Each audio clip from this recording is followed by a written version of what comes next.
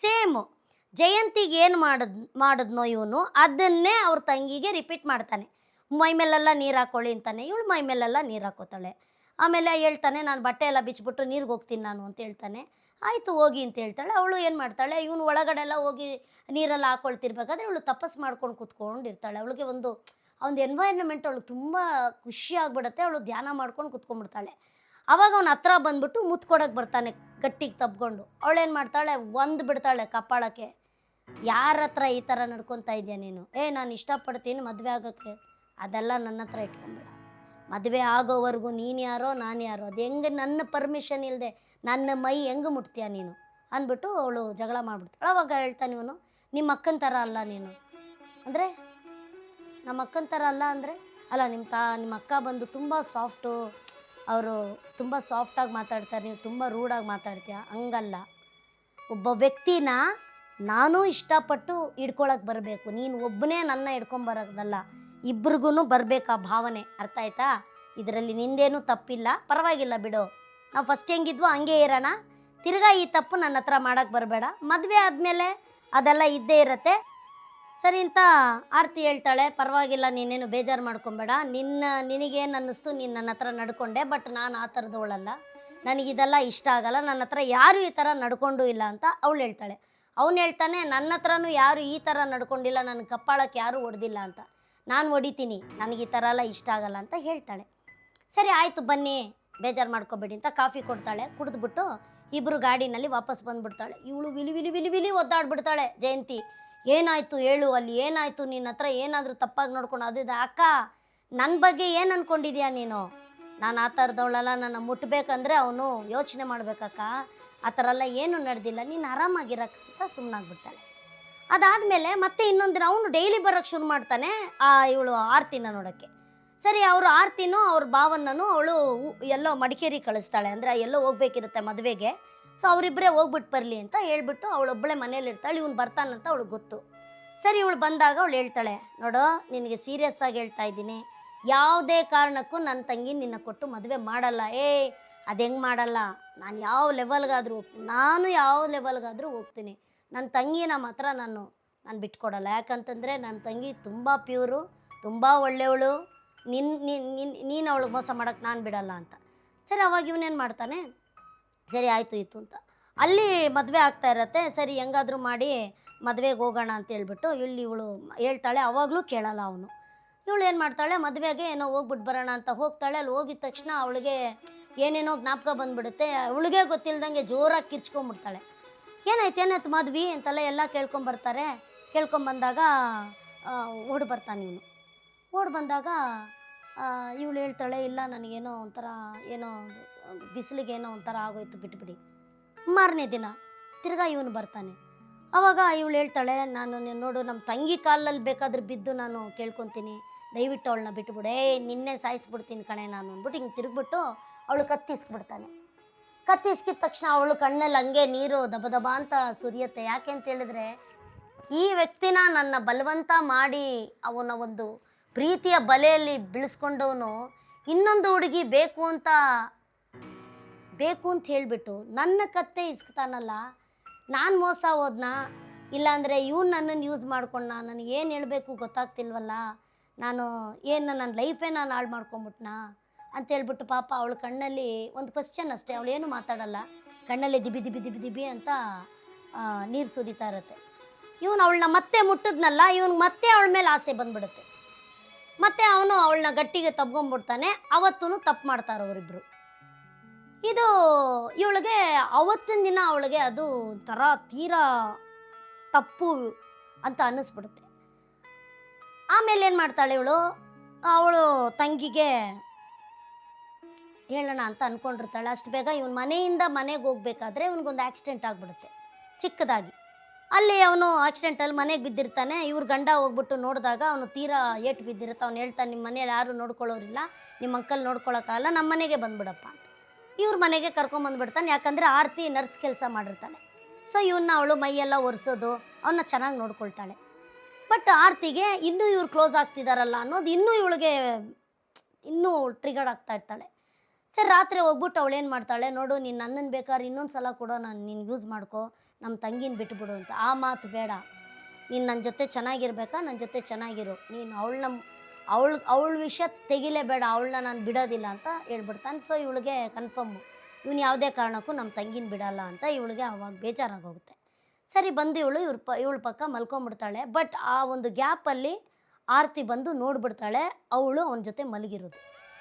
ಅವಳಿಗೆ ತುಂಬ ಬೇಜಾರಾಗೋಗುತ್ತೆ. ಸರಿ ಇವಳೇನು ಮಾಡ್ತಾಳೆ, ದೂರ ಕಾಡು ಕರ್ಕೊಂಡೋಗಿ, ಅಕ್ಕ ಬೇಡಕ್ಕ, ಯಾಕಂದರೆ ಇದಾಗಲ್ಲ, ಅವನು ನಿನಗೆ ಲೈಫ್ ಕೊಡಲ್ಲ, ನಿನಗೆ ಅವನು ಮೋಸನೇ ಮಾಡ್ತಾ ಇರೋದಕ್ಕ, ಬೇಡ ಅಕ್ಕ, ನನ್ನ ಒಂದು ಭಾವನೆಗಳನ್ನ ನಾನು ಕಂಟ್ರೋಲ್ ಮಾಡೋಕ್ಕಾಗಲಿಲ್ವಲ್ಲೇ, ಏನೇ ಮಾಡೋದು ಅಂದಾಗ, ಪರವಾಗಿಲ್ಲ ಅಕ್ಕ, ನೀನೇನೂ ತಪ್ಪು ಮಾಡಿಲ್ಲ ಅಕ್ಕ, ನಿನಗೆ ಗೊತ್ತಿಲ್ದಂಗೆ, ಯಾಕೆಂದರೆ ಎಲ್ಲ ಮನುಷ್ಯನಲ್ಲೂ ಆ ಒಂದು ಆಸೆ ಅನ್ನೋದು ಇದ್ದೇ ಇರುತ್ತೆ, ಅದನ್ನು ಕಂಟ್ರೋಲ್ ಎಲ್ಲರೂ ಮಾಡೋಕ್ಕಾಗಲ್ಲ ಅಕ್ಕ, ಪರವಾಗಿಲ್ಲ ಬಿಡು, ಇನ್ಮೇಲೆ ಅವನ ಹತ್ರ ಹೋಗಬೇಡ ನೀನು, ಆಯಿತಾ, ಇನ್ಮೇಲೆ ನಾನು ನಿನ್ನ ಜೊತೆ ಇರ್ತೀನಿ, ನಿನ್ಗೆ ಬೇಜಾರಾಯ್ತಾ ನನ್ನ ಜೊತೆ ಮಾತಾಡು ಹೇಳ್ಬಿಟ್ಟು ಪಾಪ ಅಲ್ಲಿ ಸಮಾಧಾನ ಮಾಡಿ ಕರ್ಕೊಂಬರ್ತಾಳೆ.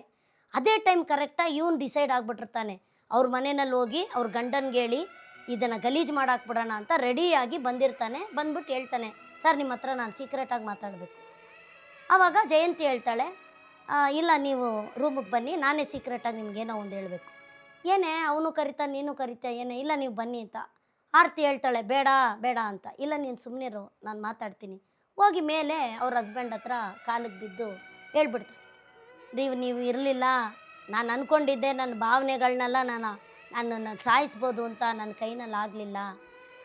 ನನ್ನ ಹತ್ರ ಬಂದಿದ್ದ ತಕ್ಷಣ ಅವನ ಏಜು ಗೊತ್ತಾಗಲಿಲ್ಲ, ನನಗೇನು ಗೊತ್ತಾಗಲಿಲ್ಲ, ನನಗೆ ಆ ಆಸೆ ಇತ್ತು ಅನಿಸುತ್ತೆ, ನಾನು ತಪ್ಪು ಮಾಡಿಬಿಟ್ಟೆ, ನನ್ನ ಕ್ಷಮಿಸ್ಬಿಡಿ ಅಂತ ಹೇಳ್ಬಿಟ್ಟು ಕಾಲಿಗೆ ಬಿದ್ದು ಅವಳು ಕ್ಷಮಾಪಣೆ. ಅವನು ಹೇಳ್ತಾನೆ, ಪಶ್ಚಾತ್ತಾಪಕ್ಕಿನ್ನ ದೊಡ್ಡ ಇದು ಯಾವುದೂ ಇಲ್ಲ, ನೀನು ನನ್ನ ಹತ್ರ ಹೇಳ್ಕೊಂಡೆ ಅಲ್ವಾ, ಏನೂ ತೊಂದರೆ ಇಲ್ಲ, ನನಗೆ ಆ ಥರ ಒಂದು ಇದು ನಿನ್ನ ಹತ್ರ ಇರೋಕ್ಕಾಗಲ್ಲ ಅಲ್ವಾ, ನಾನು ಅದನ್ನು ಅಕ್ಸೆಪ್ಟ್ ಮಾಡ್ಕೋಬೇಕು ತಾನೇ, ನನ್ನಲ್ಲೇ ಮೈನಸ್ ಇದೆಯಲ್ಲ, ನಾನು ಹೆಂಗೆ ನಿನಗೆ ತಪ್ಪು ಅಂತ ನಾನು ಹೆಂಗೆ ಹೇಳಿ, ನೀನು ಮನುಷ್ಯ ತಾನೆ, ಪರವಾಗಿಲ್ಲ ಬಿಡು, ಇನ್ಮೇಲೆ ಅವ್ನು ನಮ್ಮ ಮನೆಗೂ ಬರೋದು ಬೇಡ, ಅವನ ಹತ್ರ ನೀನು ಯಾವ ವ್ಯವಹಾರನೂ ಇಟ್ಕೊಬೇಡ, ಅವನ್ನ ಮರ್ತುಬಿಡು, ನಾವಿಬ್ಬರು ಚೆನ್ನಾಗಿರೋಣ, ನೀನು ತಪ್ಪು ಮಾಡಿಲ್ಲ ನೀನು ಅಂತ ಹೇಳ್ಬಿಟ್ಟು ಪಾಪ ಅವನು ಒಂದು ದೊಡ್ಡ ಮನಸ್ಸಲ್ಲಿ ಅವ್ರ ಹೆಂಡ್ತಿಗೆ ಹೇಳ್ತಾನೆ, ಇಲ್ಲ ನೀನು ತಪ್ಪು ಮಾಡಿಲ್ಲ, ಇದು ನಮ್ಮಲ್ಲಿ ಒಂದು ದೇಹದಲ್ಲಿ ಇರೋಂಥ ಒಂದು ಆಸೆ, ಅದನ್ನು ಎಲ್ಲರೂ ಕಂಟ್ರೋಲ್ ಮಾಡೋಕ್ಕಾಗಲ್ಲ, 90% ಕೂಡ ಯಾರೂ ಕಂಟ್ರೋಲ್ ಮಾಡೋದಿಲ್ಲ, ಇದೇ ನಿಜ, ನೀನು ತಲೆ ಕೆಡ್ಸ್ಕೊಬೇಡ, ನಾನು ಅವ್ನಿಗೋಗಿ ಹೇಳಿ ಅವನ್ನ ಬೈದು ನಾನು ಕಳಿಸ್ಬಿಡ್ತೀನಿ ಅಂತ ಕೆಳಗೆ ಬರ್ತಾನೆ. ಕೆಳಗೆ ಬಂದು ಅವ್ನು ಹೇಳ್ತಾನೆ, ನೋಡಪ್ಪ ನೀನು ಏನು ಹೇಳೋಕ್ಕೆ ಬಂದು ಅದನ್ನು ನಮ್ಮ ಹೆಂಡ್ತಿ ನನಗೆ ಹೇಳ್ಬಿಟ್ಲು, ನಾನು ಅವಳನ್ನ ಕ್ಷಮಿಸಿದ್ದೀನಿ, ಅವಳು ಏನೂ ತಪ್ಪು ಮಾಡಿಲ್ಲ, ಅರ್ಥ ಆಯ್ತಾ, ಅದು ಎಲ್ಲರೂ ಮಾಡೋ ಅಂಥದ್ದೇ, ಏನು ಪರವಾಗಿಲ್ಲ, ಅರ್ಥ ಆಯ್ತಾ, ಇನ್ಮೇಲೆ ನೀನು ನಮ್ಮ ಮನೆಗೆ ಬರಬೇಡ, ನಮ್ಮ ನಾನು ಕೊಟ್ಟು ಮದುವೆ ಮಾಡಲ್ಲ, ಅರ್ಥ ಆಯ್ತಾ, ಇನ್ಮೇಲೆ ನಮ್ಮ ಫ್ಯಾಮಿಲಿಗೆ ಬರಬೇಡ ನೀನು ಹೇಳ್ಬಿಟ್ಟು ಹೇಳಿದ ತಕ್ಷಣ ಅವ್ನು ಬೇಜಾರಲ್ಲಿ ಇನ್ನೇನು ಹೋಗ್ತಾನೆ, ಮೇಲಿಂದ ಗನ್ನು ಶೂಟ್ ಮಾಡ್ಕೊಳ್ಳೋ, ಯಾಕಂದರೆ ಇವನು ಸೋಲ್ಜರ್ ಅಲ್ವಾ, ಗನ್ ಇರುತ್ತೆ ಮನೇಲಿ, ಶೂಟ್ ಮಾಡಿಕೊಂಡು ಜಯಂತಿ ಸತ್ತೋಗ್ಬಿಡ್ತಾಳೆ. ಆರತಿ ಹೋಗಿ ಮೇಲೆ ನೋಡ್ತಾಳೆ, ಅವ್ರ ಅಕ್ಕ ಸತ್ತೋಗಿರ್ತಾಳೆ. ಅವಳು ಓಡಿ ಬಂದು, ಬಾವಾ ನಾವೇನು ಹೇಳಿದ್ರು ಪ್ರಯೋಜನ ಆಗಲಿಲ್ಲ ಬಾವಾ, ಪಾಪ ನಮ್ಮ ಅಕ್ಕ ಉಳಿಲಿಲ್ಲ ಬಾವಾ, ಶೂಟ್ ಮಾಡ್ಕೊಂಡು ಸತ್ತೋಗ್ಬಿಟ್ಲಲ್ಲ ಬಾವಾ ಅಂತ ಅವಳು ಅಳ್ತಾಳೆ. ಏನೋ ನೀನು ಮಾಡಿಬಿಟ್ಟೆ, ಇದನ್ನು ಹಿಂಗೆ ಒಂದು ಸೀಕ್ರೆಟಾಗೆ ಇರ್ಬೋದಿತ್ತಲ್ಲೋ ಅವನು ಕತ್ತಿನ ಪಟ್ಟಿ ಹಿಡ್ಕೊಂಡು ಅವನ್ನ ಜೋರಾಗಿ ತಳ್ಳಿಬಿಡ್ತಾಳೆ.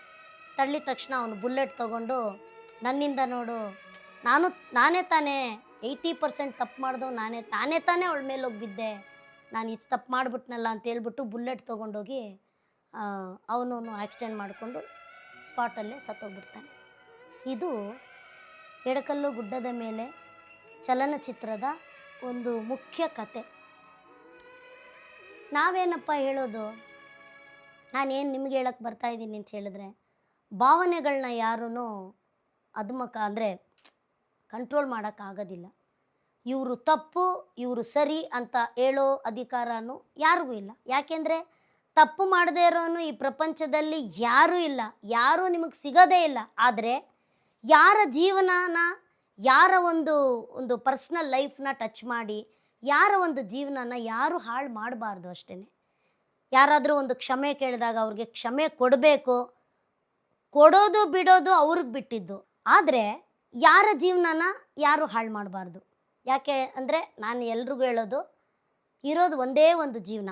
ನಾನು ಸಿಕ್ಕದವ್ರಿಗೆಲ್ಲ ಹೇಳ್ತಾ ಇರ್ತೀನಿ, ಯಾರಾದರೂ ಬೇಜಾರಾಗಿದ್ದರೆ, ಯಾರಾದರೂ ಮದುವೆ ಮಾಡಿಕೊಂಡ್ರೆ, ಯಾರಾದರೂ ಗಲಾಟೆ ಮಾಡ್ತಿದ್ರೆ, ಏನಾದರೂ ಒಬ್ರಿಗೆ ತೊಂದರೆ ಮಾಡ್ತಿದ್ರೆ, ಏನಾದರೂ ಮಾಡ್ತಿದ್ರೆ, ಇಲ್ಲ ಒಬ್ರ ಜೀವನದಲ್ಲಿ ಆಟ ಆಡ್ತಿದ್ರೆ ಹೇಳೋದು ಒಂದೇ ಒಂದು ಮಾತು, ಒಂದೇ ಜೀವನ, ಒಂದೇ ಒಂದು ಲೈಫು, ಮತ್ತೆ ಯಾರೂ ಕೊಡೋಕ್ಕಾಗದೇ ಇರೋಂಥ ಒಂದು ಜೀವನ. ನಿಮ್ಗೆ ಊಟ ಮಾಡಬೇಕಾ ಊಟ ಮಾಡಿ, ನಿಮ್ಗೇನಾದರೂ ಇಸ್ಕೊಬೇಕಾ ಇಸ್ಕೊಳ್ಳಿ, ಎಲ್ಲಾದರೂ ಹೋಗ್ಬೇಕಾ ಹೋಗಿ, ಯಾರನ್ನಾದರೂ ಮೀಟ್ ಮಾಡಬೇಕಾ ಮೀಟ್ ಮಾಡಿ, ಯಾರ ಜೊತೆನಾದರೂ ಟೈಮ್ ಸ್ಪೆಂಡ್ ಮಾಡಬೇಕಾ ಮಾಡ್ಕೊಳ್ಳಿ.